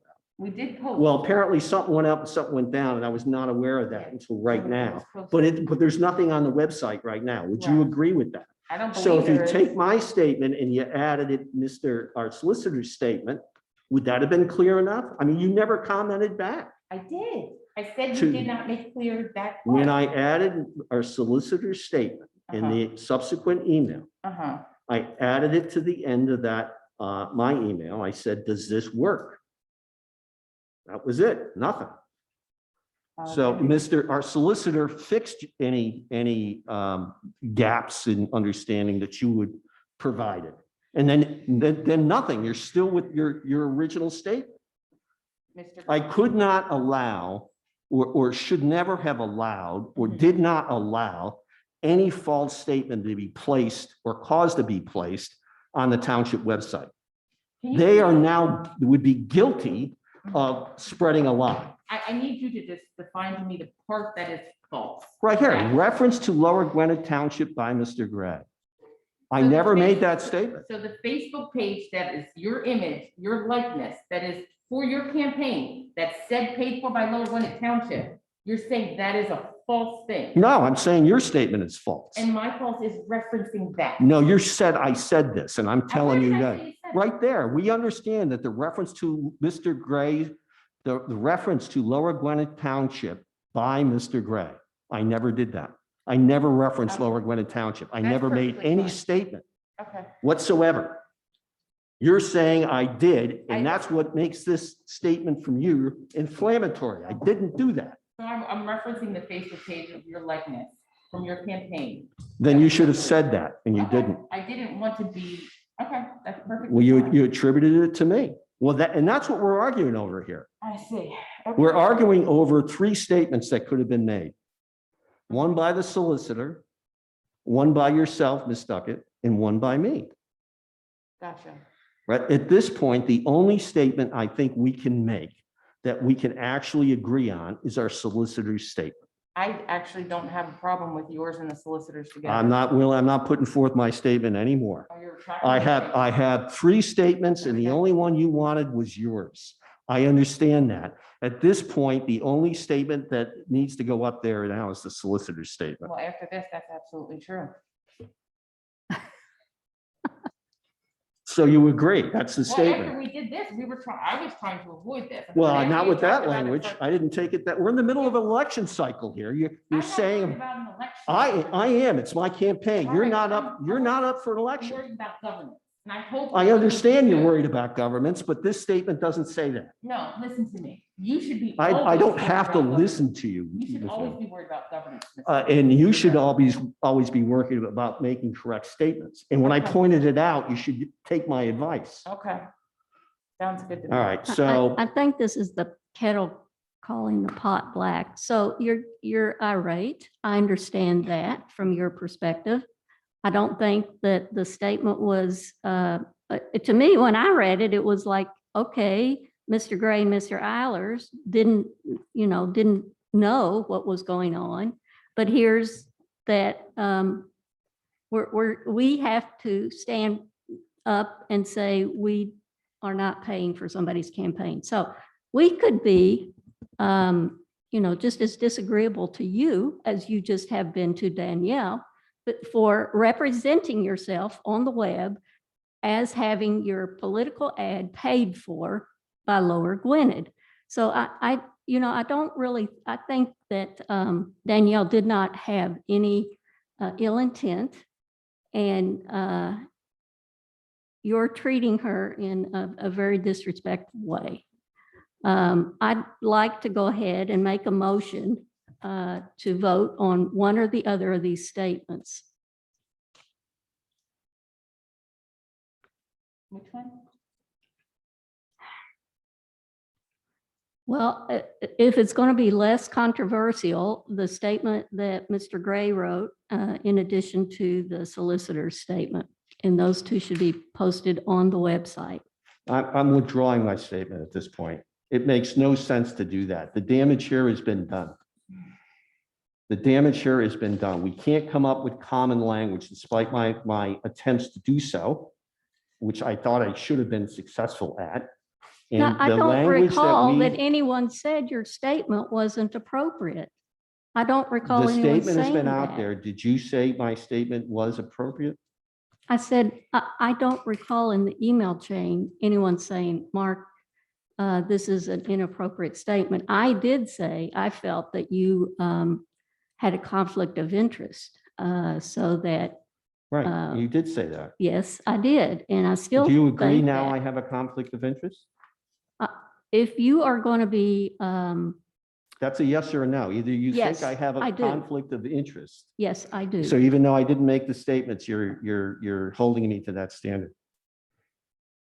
If we're voting on something that has to do with a contrary point of view to what you, in my opinion, until maybe just a few minutes ago, your campaign was saying that the Lower Gwinnett Township had paid for your campaign, then yes, I think you had a conflict of interest to write a statement.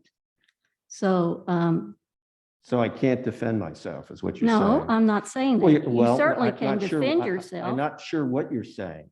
You're saying I can't vote on the statement is what I think I heard you say. Is that, I can't, there's 3 statements up there. I'm withdrawing my statement. Now there's 2. There's Danielle Duckett's statement and the statement from the solicitor. There's only 2, right? You're saying, I think, that I have a conflict of interest and I can't vote on either one of those. Where's his statement? I don't see it. That's his statement? The second one, the 2 that are showing would Or his- be Mark's statement and Neil's statement. Right? That you're saying I can't vote. I can't vote on something I didn't say to defend myself. I didn't say you it, couldn't so how could defend I yourself.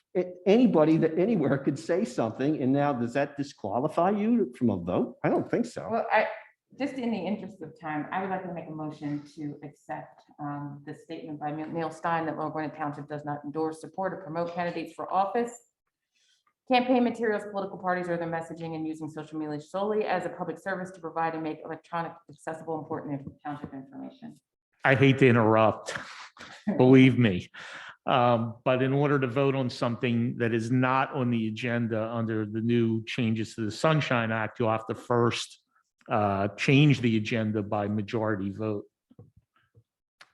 Can I have a motion to change the agenda by, So moved. can I have a second? Yes, All those in favor say aye. yes. Okay, so we're now changing the agenda. Please let the official record know that. So making a motion to accept the statement. Do you need me to read it again? I think it's all on the screen. So, but. The one beginning with Lower Gwinnett Township. Yeah, I'd like to make a I'm- motion for us to approve that statement for posting on our website and our Facebook page. Can I get it? Okay, but Tessie doesn't think I should vote. I just want to make sure I understand your position. Normally, you don't vote, right? I would disagree. That's right, unless there's a tie is the only time you vote. Never heard. Isn't that correct? No. That's what you historically have said. I don't vote unless there's a tie. Right, and I haven't had to because I vote. Tessie, what's in front of us right now is you don't think I should vote. I'm telling you, I think I should vote. All You- right, Right, am I correctly stating that? you could go ahead and vote. I'm not going to stand in your way. I just felt when I wrote that email that you had a conflict of interest when it came to clarifying the situation. So you still think I have a conflict? Perhaps not. Okay, that's fair answer. Okay, so we have a motion to accept Mr. Stein's vocabulary. It's the last paragraph on the page there. And I have a motion. Do I have a second? Oh, you have a second. All My those in original favor say aye. suggestion. I, Aye, all right. There's 4 ayes. Please, Mr. Township Manager, please post Thank you. Neil Stein's vocabulary, if you'd be so kind. Okay, so, We do have a hand raised on Zoom. Oh. okay. Hi, I'm Anaya Carter Duckett. I live at 440 Brookside Avenue. I just wanted to have some clarification about the Facebook discussion and sharing my own knowledge. I am someone that is very familiar with Facebook, and I've helped political campaigns with their social media networking. And I just wanted to make a few things very clear. First, I think that there is a misunderstanding about how Supervisor Duckett came to the notion of using your name and likeness to make that statement. I want to put forth the information that your name and likeness was associated with your Facebook page. And unless you otherwise state that your opinions, thoughts, and words are opinions of your own, or specifically say that that you don't want to have incidents like this, it's very important to understand that whether or not you intended for the political ad to come off as a way where you, Mark Gray, were approving these political ads signed off by Lower Gwinnett Township, that's how it would be seen by a viewer of these social media ads. And I think this is one of the reasons where it's very important that even if you personally didn't see any of these ads, personally didn't see any of these language, or didn't have any involvement in creating the page, it's very important for you to be able to be a part of that process to avoid situations like this happening. Because at the end of the day, regardless of who put the page together, who put the ads together, it's the name and likeness of your campaign, and thus your name and likeness being associated with this and being put on the record that these are your words saying that you were from you, this was being endorsed by the township. So just to avoid this from happening again, I suggest that you do have this kind of vigilant ideology about looking at your social media ads, especially with the campaign going forward like this. And that's all. Well, just one point here. You said my Facebook page. As far as I know, I don't have one. I signed up for Facebook about a year ago. I don't know if it makes a page or not. I have no idea. I stay off of Facebook like the plague. It's having the campaign page that's associated with your name. Well, I don't have a page is what I'm saying.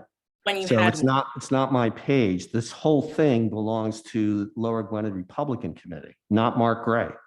but it has your name and likeness attached to it. It doesn't matter if it. And I can't edit it. I mean, you know, I know Trump's got you his name all over the place. That doesn't mean he approved any of his Facebook posts. I mean, associating I with have his nothing name to and do with it. likeness. It's associating with his name and likeness. Even if it doesn't get approved, the words are coming directly from Trump. That's how posts like this work. So what I'm saying is, in order to prevent something like this from happening, most people either have to have someone they trust approve this language, or they have to have themselves approve this language when it's something on a smaller scale. Thank you. Thank you. Any more questions? Here's the hand. Oh, Jesus. Mr. Schaefer, please come up to the mic. Could you hand him the microphone, please, Craig? As a citizen watching all this, it's quite clear to me, knowing Mark Gray for a number of years, that there's no way that he would have put next to his name something that said paid for or approved by or sponsored by Lower Gwinnett Township. So that's not a question. On the other hand, it's quite clear that consultants do this kind of stuff, and one has to, as the last commenter just made an issue with, you have to be very careful what gets put with your name. I just looked at them, and there's no question that it wasn't as though Facebook cut off the word after Lower Gwinnett. It might have said Lower Gwinnett Republican. It said Lower Gwinnett Township. So it's quite clear that that was not a mistake. And my only other comment was, in this discussion, I can see where Mr. Gray was quite upset with the wording. However, he was taking a line out of context, the beginning that said the campaign of Mr. Gray and Mr. Ellers. So within the context, I can see both points of view. I'm sorry this happened. I'm sorry I brought it up, actually. If somehow I instigated this, my question started this, I'm sorry it happened. I think I know everyone is working with the greatest sense of integrity and wanting to have both a clean campaign and good governance. So I don't think that's ever an issue within Lower Gwinnett Township on either side of the aisle. So just my comments. Thank you. Thank you for your input. Are there any more comments by anybody about anything? Not about the subject we just got done, and it took us a long while, but it had to be aired. Sitting in the audience is somebody that has contributed a lot of time and effort to Lower Gwinnett Township, putting together an opportunity for this township to get together in the latter part of September. And I'm sure the board would agree, tip my hat to Kathy Morris, who's sitting here. At the end of September, I think it was the 26th on a Sunday, she put together a Lower Gwinnett event from 12 to 4 that was in high school. And it was put together rather rapidly, but I can tell you, Danielle and I were there. I think Mark was there. I don't know, Tessie, if you made it. Okay, but I know she supported it, like all the supervisors. And I just want to say publicly and on the record that you're a special person to do what you did and put it together. And I salute you. And I also, and this could go on the record also, she tried to put together different groups that would entertain. And she did get participation, and correct me if I'm wrong, Kathy, from Gwinnett Mercy groups. But I was highly disappointed, especially being across the street at the Meadows where I've lived for 21 years, to know how Wissahickon Middle School, High School have some real talents. And she probably don't want me to say this, but I was really disappointed. And I don't know why, and correct me if I'm wrong, was there any musical groups from the middle school or high school there to perform? No, they weren't ready yet. You know, they had just gotten back to school and they were trying to, you know, and I'm respectful. Well, let me just tell you this, being across the street, there were performances during football games and so forth at the latter part of September. They could make those, but why? So it just a comment, but I don't want to take it away from me saluting you, and the board will agree to this. And thank you for doing what you do.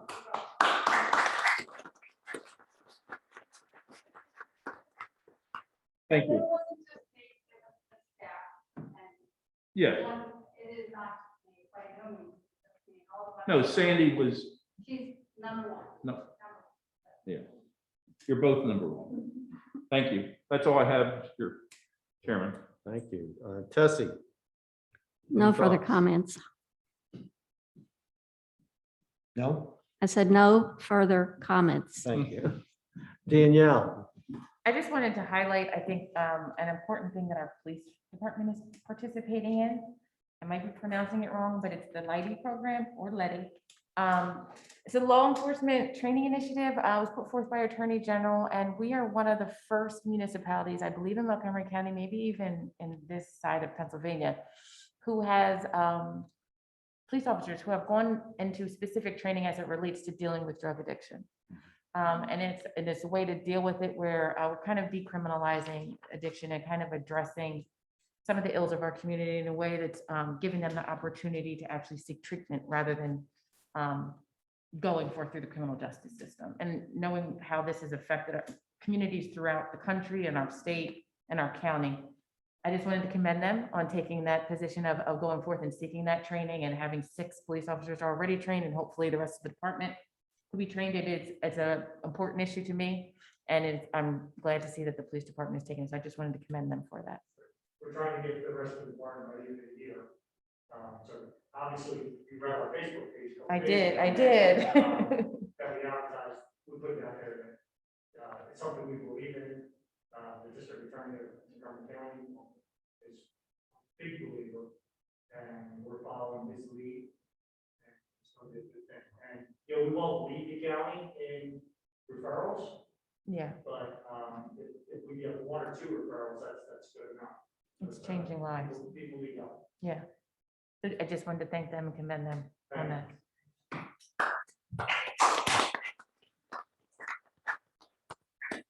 Well, thank you, Paul. I have a better understanding of that process because I didn't know anything about it. And Kathy, thank you. I know you work hard at a lot of things, and it certainly showed. Ethics is very important to me. In my regular job, 9 to 5, I do a lot of compliance work, and the VPs don't like it when I tell them no. There's a certain price you're going to pay in your career. And that translates into all kinds of nasty things sometimes. But I do it because they tap me to do the job. They tapped me to do the job because they knew I wasn't going to take nonsense from people and pretend something else had happened. Ethics are important to this township. We absolutely have to gain and retain the absolute trust of the citizens of this township. The only thing a township really has is the trust of its citizens. If you lose that, It's hell to get it back if you can ever get it back. And then it also rubs off on the supervisors or commissioners because now they don't trust you. Ethics matter, and there are consequences when you turn a blind eye.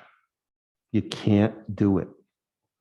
You can't do it, even when it's quick or easy, or maybe no one would know. Once you start down that road, you die by 1,000 cuts. So I've been called all kinds of names when I enforce compliance. And you know what? Too bad.